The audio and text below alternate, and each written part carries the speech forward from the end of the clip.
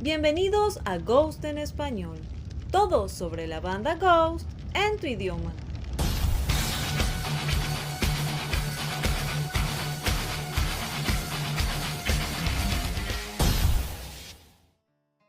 En un artículo de Rolling Stone, Tobias Forge conversó con Joe Elliott, esto por la colaboración en Spillways. De esta conversación salieron algunos temas interesantes, como por ejemplo la reflexión que Tobias hizo nuevamente sobre el no querer ser un cantante, y además el grave error que casi comete con Ciris. Tobias dijo: me formé en parte con el metal extremo underground, donde la música es más atonal, ruidosa, brutal y rápida. Por eso Ghost tiene ese aura malvada.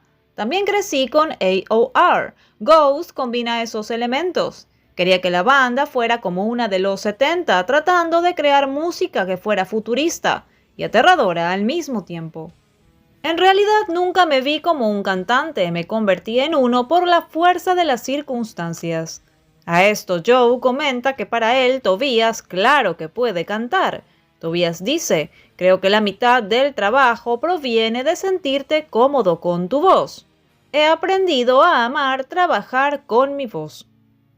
Por otro lado, Tobias habló sobre un error que casi comete con Ciris, y todo esto por no poder darse cuenta de que canciones serán grandes éxitos. Él dijo: mi radar de éxitos no siempre funciona.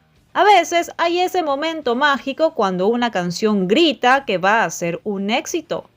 Ese fue el caso de Spillways o de Squarehammer, pero Ciris originalmente no tenía la intención de ser un éxito. Yo quería que la canción fuera más progresista. Cuando se la puse a mi hija, dijo que era su favorita y así fue como se rediseñó la canción como un sencillo. Eso nos valió un Grammy. El éxito es muy difícil de determinar cuando estás escribiendo. En realidad es la audiencia la que finalmente decide.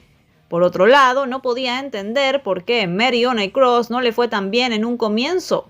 Pero al final solo tomó un poco más de tiempo. ¿Qué hubiera pasado si Ghost no hubiera lanzado Ciris como sencillo? Quizá no hubiera ganado ese Grammy y no hubiera recibido ese gran empujón en su carrera.